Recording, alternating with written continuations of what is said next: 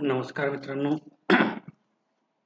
मी प्राध्यापक जयंत वासने आणि आपण मराठवाड्याचा भूगोल या अंतर्गत मराठवाड्यातील जी शेती आहे या शेती संबंधित माहिती बघत आहोत आणि या शेतीमधील कोणकोणत्या पिकांची लागवड या मराठवाड्यामध्ये केली जाते याची माहिती आपण घेत आहोत.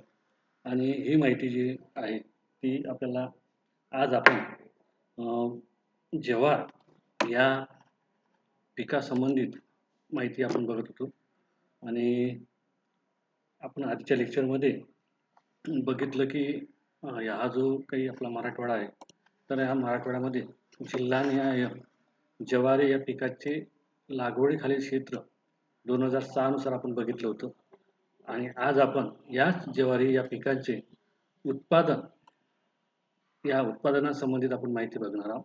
आणि हे उत्पादन जिल्हानिहाय कशा प्रकारे आहे, कोणत्या जिल्ह्यामध्ये अधिक उत्पादन झालेलं आहे, कोणत्या जिल्ह्यामध्ये कमी झालेलं आहे या संबंधीची माहिती आज आपण बघणार आहोत. तर मित्रांनो, उत्पादन हे 1000 टनामध्ये आहे आणि हे उत्पादन जिल्हानिहाय अभ्यास करताना मराठवाड्यातील एकूण 8ही जिल्ह्याचा या ठिकाणी आपण अभ्यास घेतलेला आहे, समाविष्ट केलेला आहे.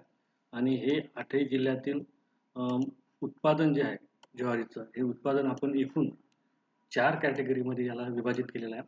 100पेक्षा कमी उत्पादन, त्यानंतर 100 ते 150 हजार टन या दरम्यान असणारं उत्पादन, 150 ते 200 हजार टनापर्यंत असलेलं ज्वारीचं उत्पादन आणि सर्वाधिक 200 हजार टन इतकं उत्पादन असणारा जिल्हे, असे एकूण 4 कॅटेगरीमध्ये आपण या मराठवाड्यातील 8ही जिल्ह्यांचा विभाजन केलेलं आहे.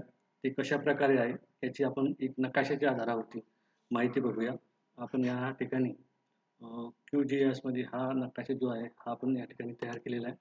तर या ठिकाणी बघू शकता मित्रांनो की या ठिकाणी सर्वात जास्त उत्पादन जर आहे हे 200पेक्षा 200 हजार टनापेक्षा उत्पादन असणारं एकूण जिल्हे जर बघितले तर या ठिकाणी आपल्याला दिसून येते या ठिकाणी 3 जिल्हे या ठिकाणी एकूण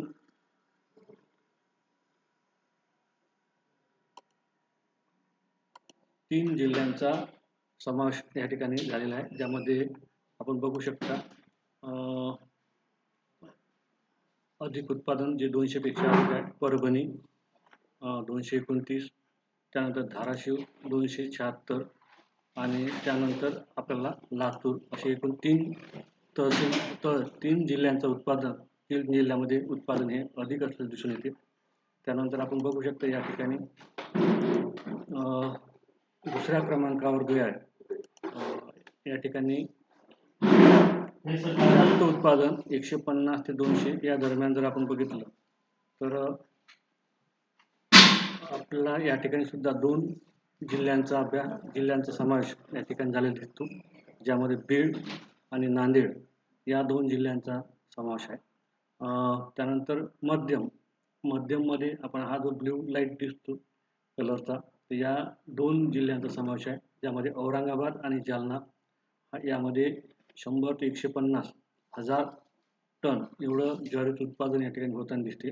आणि सर्वात कमी जे 100 हजार टनापेक्षा कमी जे आहे ज्वारीचं उत्पादन 2006 नुसार, ते हिंगोली या जिल्ह्यामध्ये, मराठवाड्यातील जे महत्त्वाचं जिल्हा हिंगोली या ठिकाणी झालेलं आपल्याला दिसून येते. अशा प्रकारे आपण कमी, मध्यम उत्पादन, जास्त उत्पादन आणि सर्वाधिक उत्पादन असे एकूण 4 कॅटेगरीमध्ये या ठिकाणी मराठवाड्याला विभाजित केलेलं आहे ज्वारी उत्पादनाच्या आधारावरती.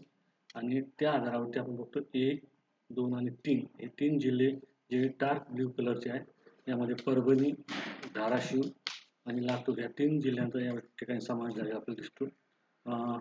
मध्यम जास्तमध्ये बीड आणि नांदेड, मध्यममध्ये औरंगाबाद आणि जालना आणि सर्वात कमी हिंगोली. अशा प्रकारे एकूण 4 कॅटेगरीमध्ये ज्वारी उत्पादनाचा आपण अभ्यास या ठिकाणी केलेला आहे.